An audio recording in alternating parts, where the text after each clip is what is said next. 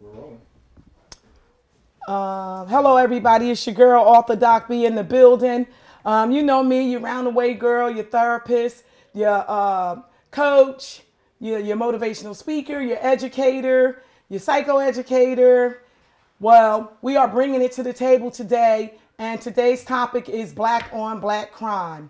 And today I have two gentlemen that I'd like to introduce you all to. And one of the things I want to say is that this is a very sensitive topic, and it sometimes gets swept under the rug. But you know, here at Bring It to the Table, we address all types of issues, community issues, social justice issues. We seek freedom, justice, and equality for our people. And today we have two gentlemen who is going to share their experiences with Black on Black crime. Before I introduce them, I have some statistical data that I created, and I'm going to tell you what is being said here. First, let me introduce. I'll introduce first. We have Stanley Crawford, CEO and founder of the Black Male Community Council of Philadelphia. Let's give him a round of applause and thank him for coming. All right, and then we have Mr. Muhammad Shakur, founder and CEO, because you know sometimes I mess this up, but I want to get it right. Fathers and Hearts Empowerment Center, correct? Woo, got it right. I think I did. All right, well, you'll tell us the rest, and you will also. And this is one of the reasons why I have it taped as well, because the producer will be able to just get whatever he needs.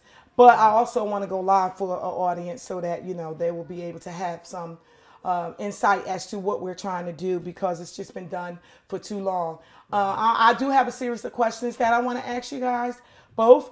But before that, I want to give some information. There's a wonderful our paper out, and it's the USA Today. Have you ever heard of USA Today? Right, in the news, right? And so there's Camelia Carderia. She put out some statistical information recently. And this is what she says. She says that white killing blacks is only 2%. That's what she said. And then she said this on, and then this was on September 29, 2020. Then she said the police killing whites is 3%. That's what she said. Then she said whites killing whites is 16%. And then she said blacks killing whites is 81%, right? And the police killing blacks, 1%. However, this is the profound area that I want to focus on. Blacks killing blacks, 97%. This is what she reported.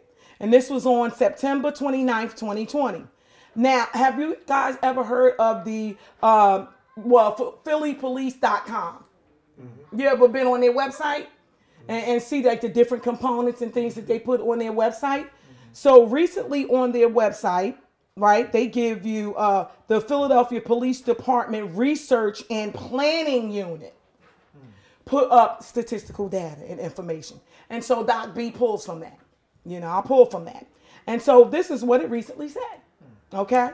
So it says 2018, 64% of blacks killing blacks happened. 2019, 67% blacks killing blacks. 2020, 70% blacks killing blacks. And now in 2021, 73% blacks killing blacks. And what she did is she went on to say that each year it was at least 3 to 5% of an entrance increase. In killings, blacks killing blacks. Yep. And so this is some of the reasons. I'm going to go on a little bit, and then I'll have you guys introduce yourselves, and then you can just go right into, what brought you here and why I invited you and things of that nature. But let's talk about the U.S. Department of Justice for a minute. Yeah, U.S. Department of Justice, right, and what they said. Well, they found that 84% of white victims were killed by whites. And 93% of black victims were killed by blacks. That's the Department of Justice. Now they locking us up. So they have the information. They, you know, they just collect their data right when you come through the gate, the jail gate, you know? So now, one more thing. This is a big one too. Let's talk about the Federal Bureau of Investigations, the FBI. Let's go what they say. You know, what they are saying is now their last statistics came out in 2020, and what they are saying is 80% of whites killed by whites. That's what they're saying, and then they're saying 84% of blacks killing whites. I said, where is they getting this stuff from? And then they said 94% of blacks killing blacks. I mean, the numbers are so high. And this is not only in Philadelphia. It's not only in Philadelphia. This is happening everywhere. But why in Philadelphia, per se, are these like astronomical numbers? And that's why you two are here. You know, not only that you had these personal experiences, but you're known for the man with the boots on the ground. I looked you up. You're known to be that man with the boots on the ground. And you're known to be that man with this compassion for saving the kids. You know, just addressing the youth. You know, Shakur? And it's like,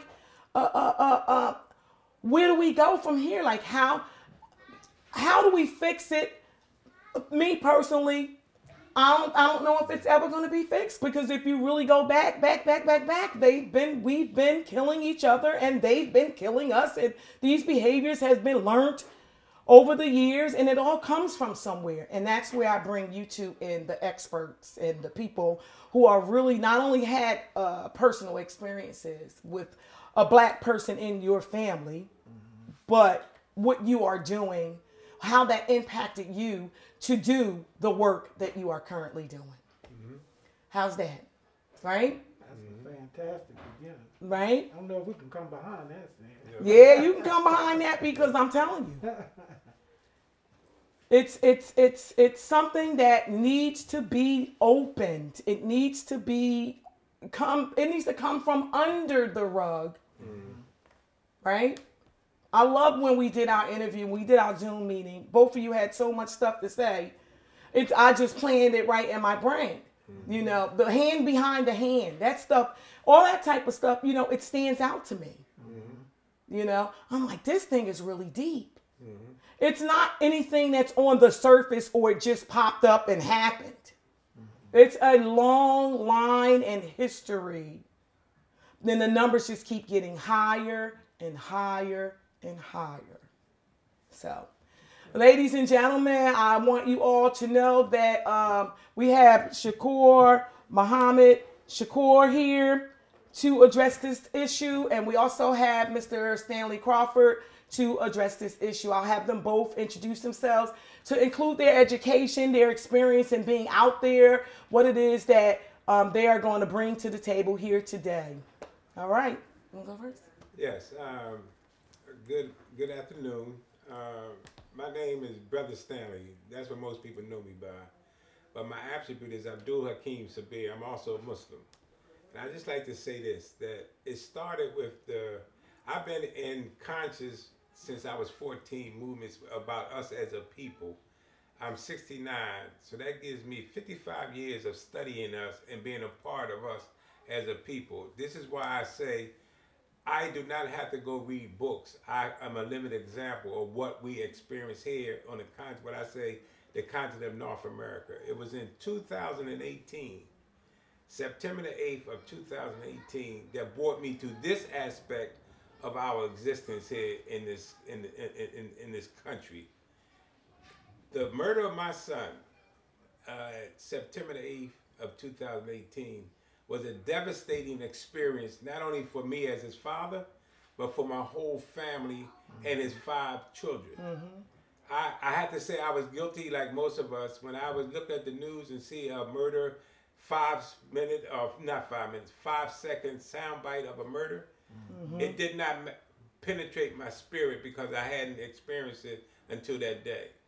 From that day on, I know what it is to have a loved one, someone that you love dearly, someone that you was used as a vessel to bring into this planet. My son, William Aboje Samir Crawford, who was also a Muslim, murdered in front of his sister's house on a Saturday morning at 9:08 in the morning, waiting for his sister to answer the door, and before she could open up the door, another brother came and shot my son once in the right temple, once in the right jaw, and once in the chest.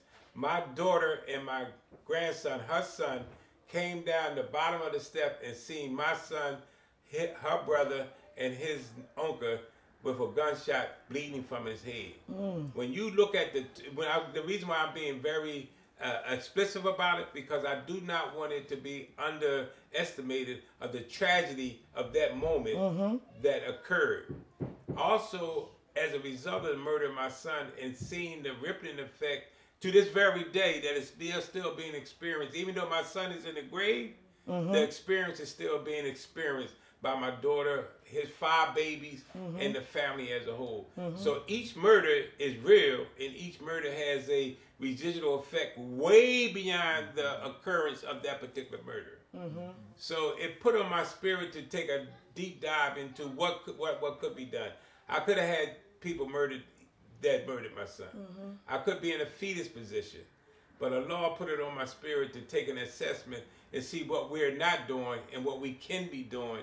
And that gave birth to the Black Male Community Council of Philadelphia. Nice. And that, what we did was we met for 6 months before we executed any decision out of our 6 months of meeting. We looked and seen that, first of all, our women, children, and elders should be secured by the men of the community. There shouldn't be filth and dirt in our community that our women, children, and elders have to move through with able-bodied men. Mediation. Some of these young brothers don't want to kill each other, but if they don't have any choice, we created a mediating committee so that they could come when it's the family members, the neighbors can come and say, there's a problem, can you help us mediate it? And security. When we look at this here, we have to come as black men and men who love our women, children, and elders as we profess. We have to start securing them. So these were the 4 pillars that we came out on. Nice. And we've been moving out ever since. Our motto is boots on the ground, consistency, and being trusted servants of the black community. Wow. So that's what brought me here today, and that's what gave me the impetus to do what I'm doing. Also, I'd like to just integrate one more thing to this. My son's life and death have to have some value. In our Islam, we say our life and our death, when we leave this planet, if what we did while we was on this planet benefit others, we get barakats for that. And you don't know what we need to get into the paradise. So I always say to anybody that's in my presence and I can speak to, the work I'm doing is not for Stanley, not specifically for the Black Male Community Council, but I'm working hard to try to help my son get into the paradise. Yeah, you told me that. You always tell me that. Thank you very much for that. Shakur? Well, my name is Muhammad Shakur. I think I better pull this down just a tad. My name is Muhammad Shakur. I'm the CEO and founder of Father's Heart and Legacy. Empowerment Center. I always leave out the legacy part. I remember when I was first creating my nonprofit, and I said this that name to someone, and it was like, it's too long, it's too corny. You know what I mean? But with men from our community, 2 things are important: fatherhood and legacy. And that's why I adopted that. It's just hearing Stan talk about what type of legacy his son left and what type of legacy my son did not leave. Because my son, when he was murdered in 2005, he was 20 years old. He had no children at all. He had no children. He wasn't married. He didn't have any significance besides education and some negative things that he left. So, and again, this is not as the young people say, throwing shade at my son. Yeah. He left no significance at all. You could say that. And that's what happens when our sons murder our sons. Yes. You wipe out that legacy or the possibility of that legacy ever happening. And that's what was so devastating for my family is that we saw so much promise in him. And then it was just wiped away. And like your family, Stan, my family, my daughter was suicidal for at least a year and a half. 2 years she couldn't get herself together. My mother, for years, and I mean years, people would be saying, like, you mean for years? For years, she would not speak about my son. And my family, you know, I remember at the funeral, you know, there are certain things that we need to keep on our heart. And I'm glad you got graphic about it.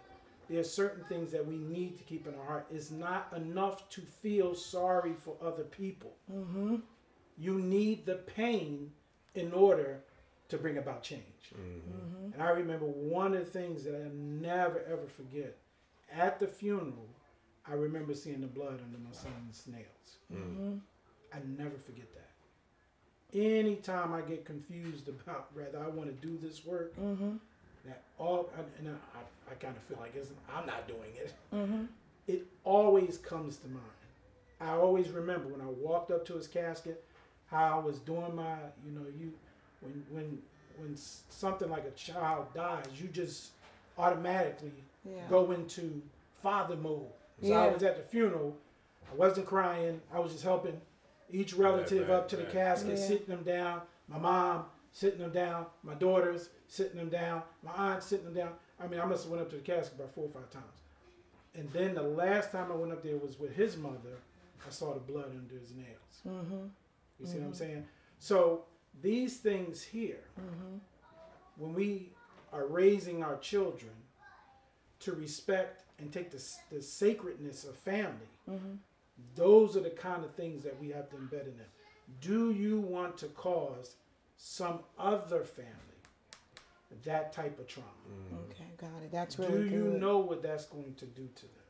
Wow. And a lot of days we don't consider that. We don't. And I'm going to tell you why, and then I'm going to let it go. Is that our divorce rate is crazy. Because we know that the first ones that are affected by divorce is our children. It's our children. And the third or fourth ones that are affected by it is the two people that are in it. Because the community is affected by it. You see what I'm saying? And because we don't consider those things, and people ring the divorce lever so easily, we don't consider what this is going to do to our children. You know what I'm saying? And I always, again, in order for us to solve the problem, you talked about solving it, we must become honest about it. One of the things that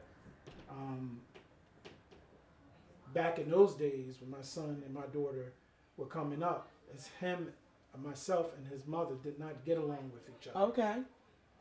And all of that non-healthy relationship activity had caused my kids to have burdens.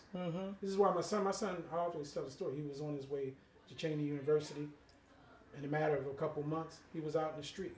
And one of the things that my daughter kept saying to me is that, Dad, he did not like things that you and Mom did. Okay.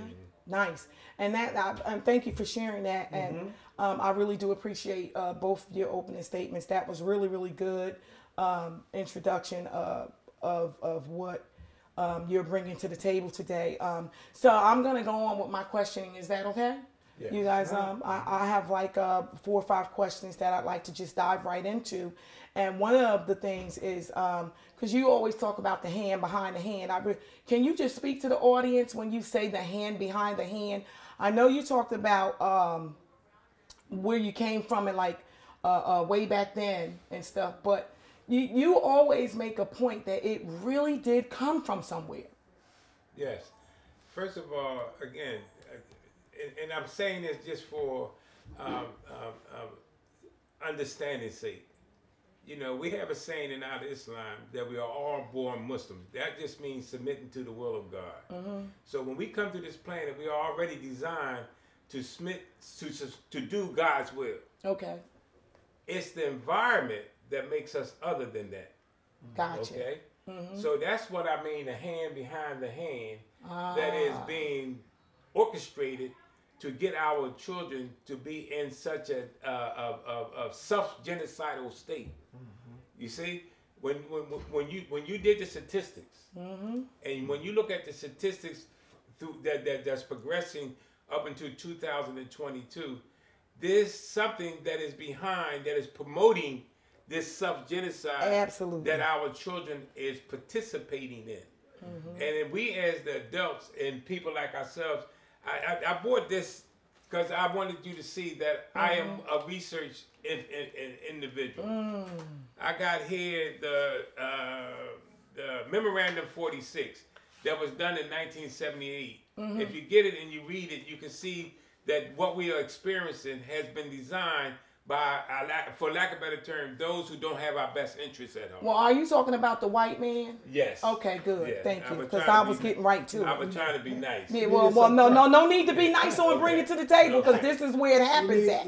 You can say that. Okay. Because I was going to say that. Yeah. I was, Here's another report by Rebecca Reinhardt. It's called The Report on the Economic Impact of Homicides. This is another report by Rebecca Reinhardt. The data released gun violence clearance rate and cases outcomes. Nice. It's dismal. When you did the statistics on the number of murderers, and we're not talking about the number of wounded people. That's right.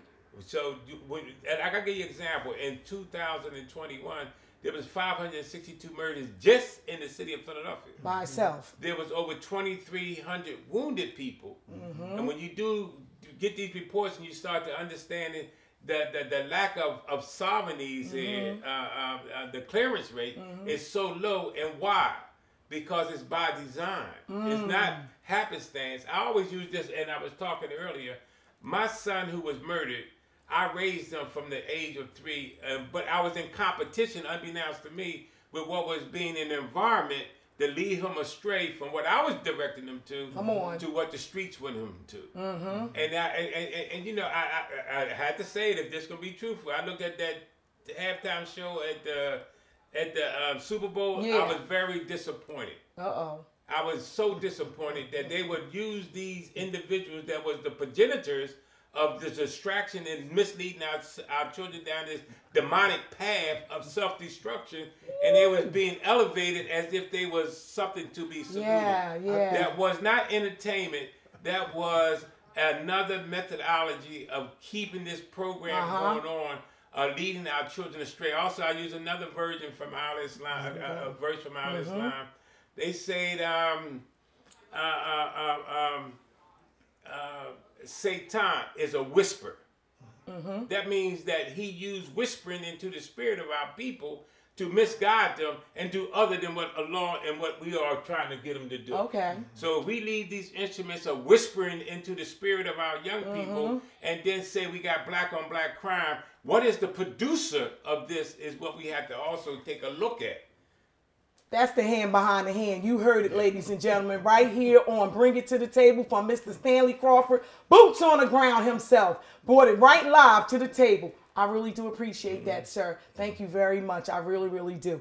And I think Dr. Dre gonna give you a call. Man, somebody gonna call him up because they spent a whole lot of money on that Super Bowl gig, right? But I understand what you're saying, because it is said for years and decades that media, right, which is television, is our #1 media source. It's now we go into podcasts such as this one and other things, internet sources, Facebook and all that other stuff, but the television has been the #1 mishap for our people anyway. They want what they see on the TV. I agree to a certain extent, though. I really do, because so I'm going to just leave that right there. Let's ask you the same question. What was the question? Just your show. I'm the guest. Go ahead. I forgot the question. That's all right. I forgot the question, but I do have another question for you. And so, when it comes to black on black crime, right? And you shared your experience with the loss of your son. You know, what does that really look like for you? Like what does it really, really mean other than the death piece? You know what I mean? Because a lot of people say, because black on black crime, they just think that we killing each other. That's exactly what they think, you know. But it's a lot more in detail, you know. Well, you know, one of the things that I had the pleasure of doing is I was the vice president at an organization called the National Competence Center for Fathers for about 10 years. And I created a curriculum called Character Reconstruction. And the reason why it was so significant in what we did is because the ideas that many of the young men that killed our sons started with ideas that came from generations and generations and generations before them. Their grandfathers thought the same thing. Their fathers thought the same thing. And those ideas created separation, like Stan talked about. Many of the men that sat in my classroom, their fathers were in prison, doing long bids, as they call it, long periods of time in prison. So who's raising our sons?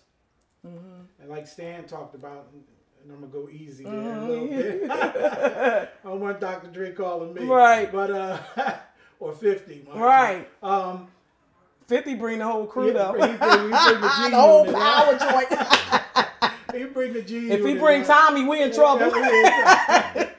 You know, Lloyd and the rest of the jokers. But anyway, so, but the music. Yeah. You know what I'm saying? I remember in my days of when I was gang worn, it was that music, man. That just made us feel a lot more crazier than we were acting in the first place. So those ideas that we tell stories about, because many of those people, you know, are telling stories about what it's like. They're trying to keep it real. Many of those stories that I heard only perpetuated my own story of failure. So the men that I taught every day came in, sat down every day and struggled to make sense of it. You see, that's the problem. And that's the problem for, well, that's the challenge for organizations like Stanley and I, is to help them make sense of a situation that they don't see any hope in and any way out of. Wow. You see what I'm saying? So my organization now, we had the pleasure to go into the school district and help fathers that are like on that line trying to stay balanced, get the information and the education like Stan talked about, to be able to live a life that's significant and successful. The problem is, again, is the education. Because the education is your degree, right? Yeah. But the part of the education that secular world wants us to forego is the spiritual intelligence. We low in that totem pole. Yeah. We lack that. All the way down. All the way down. Yeah. We lack that. And I'm not talking about just Islam. I'm not talking about the church, Christians and stuff like that. I'm talking about raising our standards where we, in spite of that oppression that Stan talks about, that we can overcome that, work through that, and still not become a victim of it. So that's what we having a problem at. That's where I had the problem at. Is that I know the oppression was there. My mother talked about it. Right. And we came out of the 60s and the and 70s. their mother talked about it too. And their mothers talked about it. You know, my grandmother was on the plantation. Yeah. Yeah. But my ability to navigate that oppressive state, I didn't have the tools to do that. Okay. And so that's what Stan's organization, that's what my organization does, is we educate people to give them the tools to be able to navigate that minefield of oppressive ideas, subjective actions by law enforcement, loan departments. You go in to get a loan, it's 39%. Yeah. You know, no shade on white folks. Right. The white guy comes out, he's got 9%. Yeah. You see what I'm saying? Pretty much. Education itself, the system itself. we just saw a video the other day. 2 boys were fighting. One was African American, the Oh, other one was white. gosh. I heard about that. Police I department saw came it. up. They smashed the African American boy and put the Caucasian kid in the chair And had him watch. and had him watch. So to teach those type of ideas and then become a victim of them and then try to explain it to us. And I'd say this not because this is one of the interesting things about trying to teach our people, in particular our sons, how to navigate that. My son was so angry during the Floyd incident. And I had a difficulty trying to justify why potential good people do terrible things. He could not understand that. He's like, Dad, your son got murdered, but you don't go out and hurt people. You know, these are my sons now. Yeah. You know what I'm saying? So trying to help him understand that and deal with his own emotionality because he wanted to hurt people. Yeah. So, and teaching our sons how to do that. You know, we all give our sons that speech. When the police stop you, Oh, yeah. you do A, B, and C. Don't start getting funny with the hands. Yeah. Stay still. Follow directions, etc., etc. Yeah. But you got to be careful that you don't take that natural thing inside of our sons that makes them who they are with such proudness and such greatness and start making it subjective to another person with a different face. That's really good. See what I'm saying? God. Yeah. So our organizations together, you know, I went to one of Stan's, just giving you a plug, one of Stan's events yesterday, right in the hood. Oh, you went. Oh, yeah. He did say he was going to try to show up. Yeah, too. I came down, Wow. sat in a workshop with Stan's son. It was called Victims Input. Impact. Yeah. The victim's Impact. impact. I'm sorry. Forgive me. Impact. I was thinking input because this how things connected y'all. I was so proud. Right. Yeah. When his son was incarcerated, we used to drive all the way to upper state New York and do workshops with his sons, Wow. his son, his other son. And now his son has come out and continued that work, and he's educating other people. Wow. You see how it connects with each other? Yeah, I do. This is why it's so important for us Right. to not become spiritually exhausted to the point where we stop doing That's that. right. Yeah. That's right. That's You feel it. what I'm saying? Well, I often say in my practice, and even to anybody in the community, that winners can't get to a winning point if they quit. That's right. And that's the only reason. It's just like with the substance abuse stuff, people go back to using because they stop trying to recover. You know what I mean? So that's the same thing in all areas of life. You know, I sent you guys a video of Nancy Pelosi. Oh, don't get me started. In 1998, this is why I'm talking consistently saying we have to study what was done to us is while we're looking at what we're doing so we can see the source of it. Yes. It's a Sankofa. You have to look back in order to see where you came from to know where you're going. Where you're going, And absolutely. if we're going to create a methodology, a plan to save ourselves, we have to look at the total picture. One thing our elders used to always say, one rotten apple will spoil the whole Yes, bunch. they did. So we can do the work that Shakur doing, I can do the work that I'm doing, but if we don't look at the total package and work on all aspects of it, we leave that one instrument in the midst, and it just and that's why I always say this. I try my best not to put none of our good works down. But at the same token, like you was telling me, go ahead and say the truth. Be truthful. White folks has been working against our best interests since they came and kidnapped us from the continent of Africa. And they never included us in none of their constitution. The Emancipation Proclamation is a piece of trash. The 13th Amendment did not abolish slavery, but we walk around here regurgitating these instruments and giving it some validity. But the truth, if you read the 13th Amendment just by itself, it did not abolish slavery. It says slavery and servitude is abolished, a set for those who are duly convicted of a crime. So once you put that exception in, you leave it still in existence. That's why the prison industrial complex was progressively working against the best interest, specifically of the kidnapped African community. There's no way we could be 13% of this nation population and 50 to 40% of its prison population unless it's by design. Right. So I'm talking about the designers and not so much the victims of the design. Right. So when we look at black on black crime, we have to be able to do the research to see what is it that's making this so prevalent in 2022 leading up to here, if we're going to come up with some practical and applicable solutions.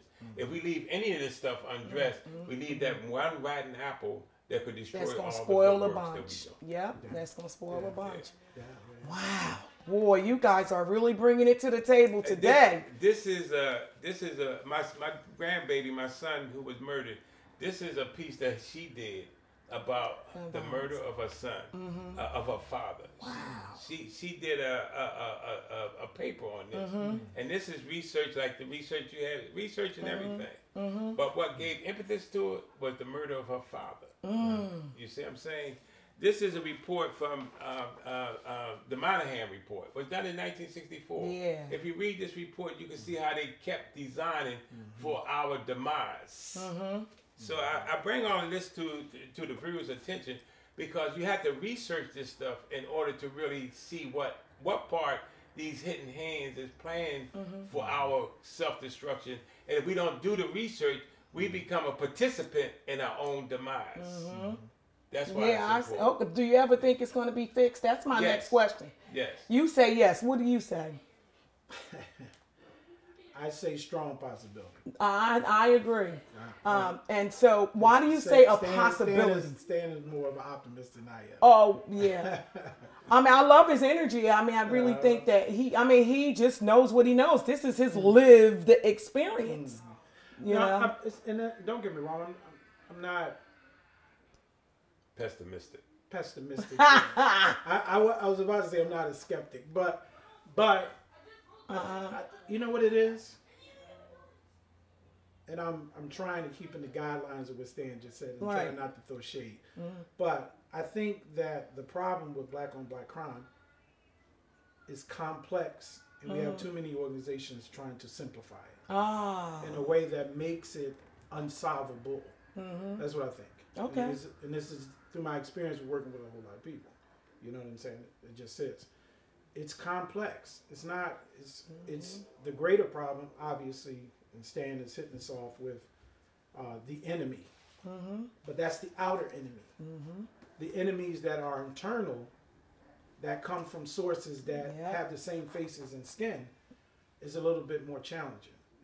And I think that our organizations that are trying to help solve that problem need to become a little bit more new aged. You know, in Dr. King's book, I Have a Dream, he continues to use the term new age. And he wrote the book back in the 60s. So, and one of the things that he says is that it takes a crisis to awaken the people that are already asleep. And our people, don't get me wrong, this murder with children, and we're not talking about 18-year-olds through 25-year-olds. We're talking about 14-year-olds. Right, 11, 12, getting shootouts with older people and younger people. And that, no matter how you look at that, that is new. It is a byproduct, true. But this is a new crisis that is awakening people. Like Stan said, before this, the whole death of African Americans wouldn't have been relevant at all. In fact, I know it is. I know it's like that because it was like that for me. And I sat there every day and I taught them every day.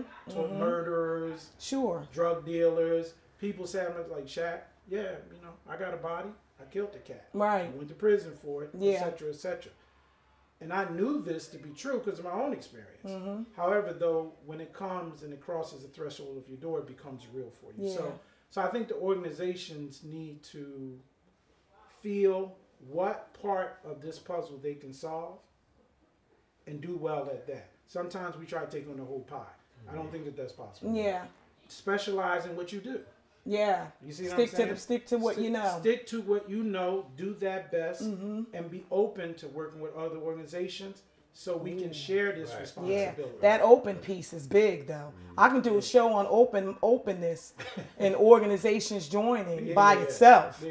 You know, because egos and personalities and all that stuff start to take place. Forget it. No work is going to get done at all. One of the things that I saw yesterday when I was at Stan's event is it had to be, I counted at least about 9, I don't know how many you had, 9 different organizations. And I know it was more than that. but at least 9 different organizations that were having workshops there on different subject matters. Nice. You see what I'm saying? And that's how you begin to address the different complexities of why this is a problem for our race. One more last thing about statistics too, they can be easily manipulated. Oh, Big time, depending on the locality and how many people that you talk to and count. So statistics are tricky.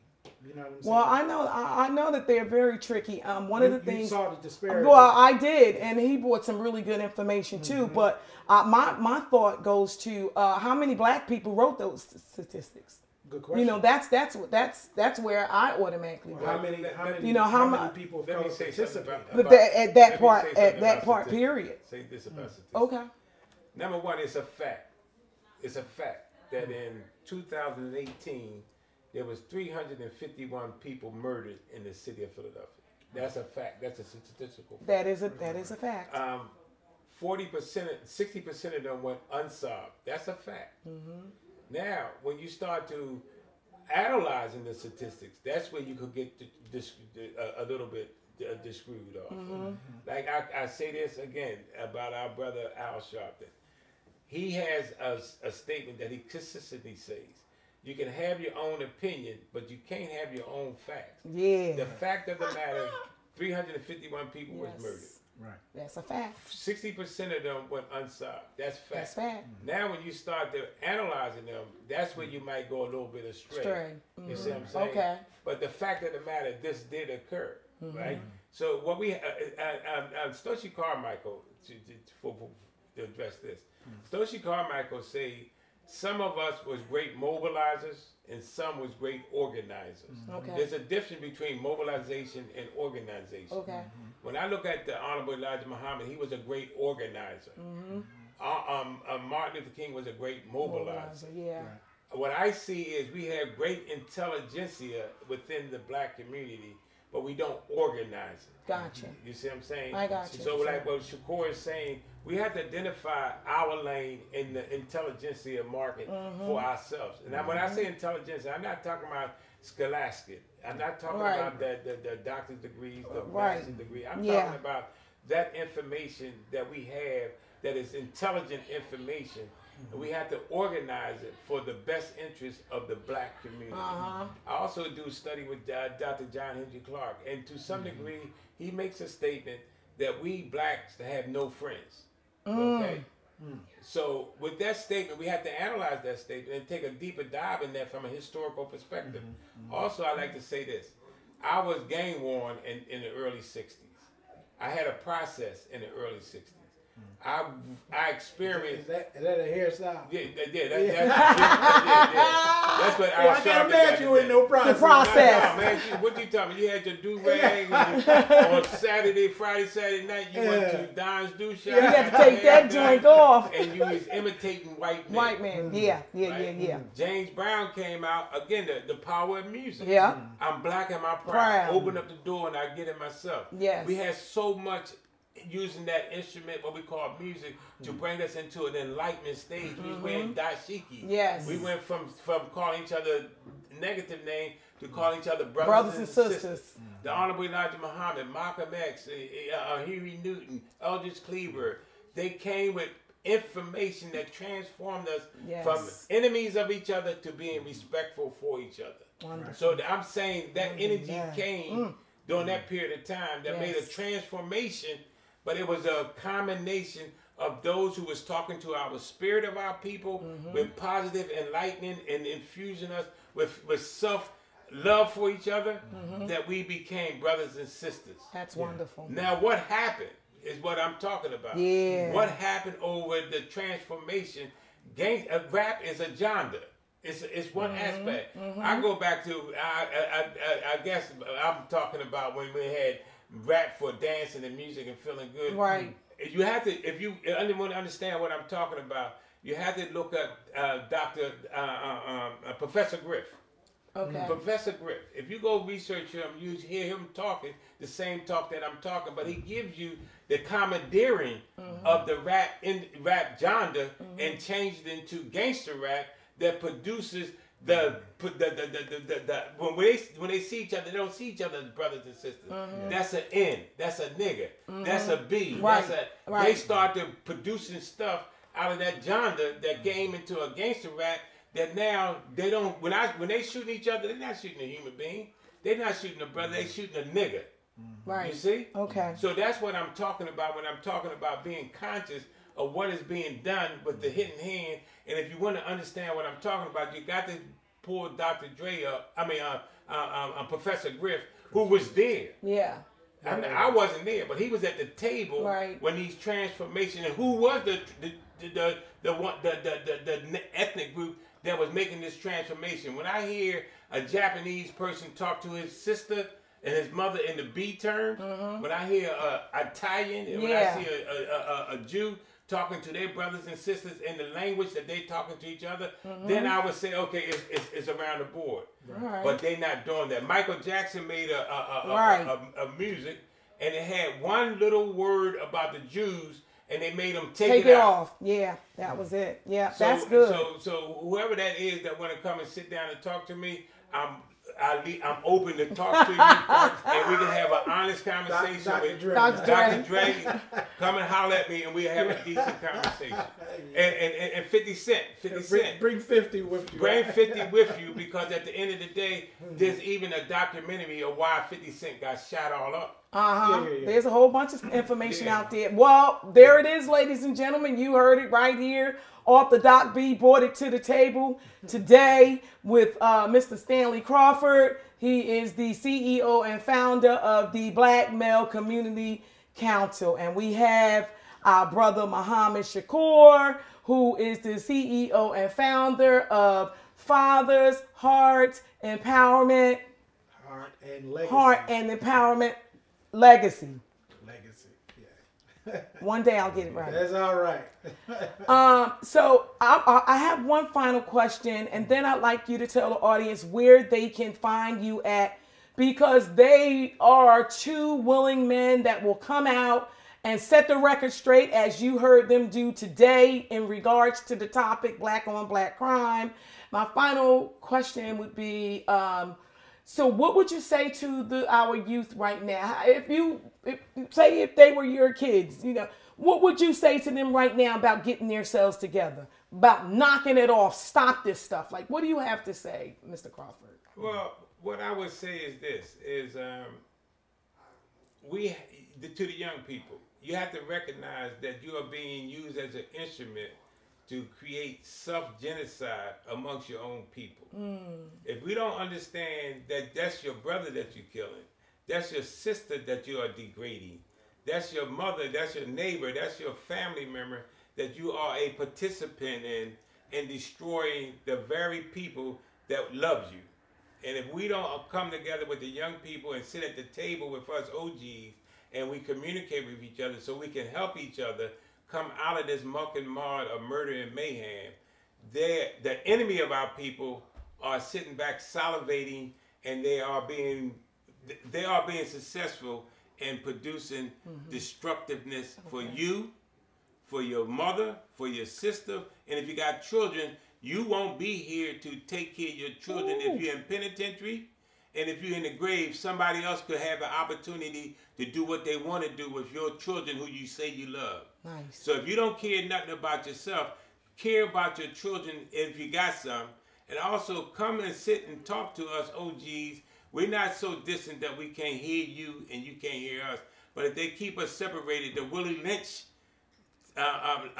paper is manifesting in us. And they say this could last for hundreds, if not thousands of years. But right now, young people, you are being used as an instrument of self-genocide, like the Tutus and the Hutus was on the continent. Thank you. Thank you very much. Thank you. I appreciate that. What would you say? I would say don't let the sins of your mother and your father be your future. Nice. Don't let that happen to you. You know what I'm saying? There's so much potential and resources that exist that whatever you're going through, you can walk through it and have a successful life. The bottom line is that I look at failure and success. That's what I look at. Right. You know what I'm saying? I know there's an in-between that people try to live. That's a futile state. The reality of it is that you either doing what you need to do to succeed, and there's a journey to do that, or you doing what you need to do in order to fail. And there's a journey for that. And I'm saying to anybody that's young, I don't care what your parents did. Sure. They went to prison, your mama been on drugs for 55 million years, whatever it is, you don't have to live that life. You don't have to do that. You can succeed where they have not. That is correct. And like Stan was saying, for Muslims, if you believe in something that's greater than yourself, even if you don't believe in it, believe that other people believed, and you can have the same life that they had. That's wonderful. Stan and I are examples of that. Yeah, you and are. yourself. Oh, yeah. We are examples of our lives were terribly wrecked. Yes, absolutely. People invested in us, and here we sit. Yeah. In the glory, as the Christians say, of God. That's what they say. They say that. That's what they say. Anybody that's young, and know that there are plenty of us here that will not judge you for what you've done in your early life. We will be here for you. We will help walk through whatever you need to walk through. We will not co-sign nonsense. That's if you right. want to win, we win it. Absolutely. If you want to fail, we'll be waiting on you. That's it. What does the law say? Until they change their theme, be patient until they do. Until they do. You see what I'm saying? So that's what I would say to young people. That's what I say to my young people. Awesome. I got 19 That's year old. awesome. I got a 1 year baby. Oh, ain't that something? I got a 1 year old at 56. Right. And then I got a 14 year old and 12 year old. Well, hey, so, that's the way the wind blew. Yeah.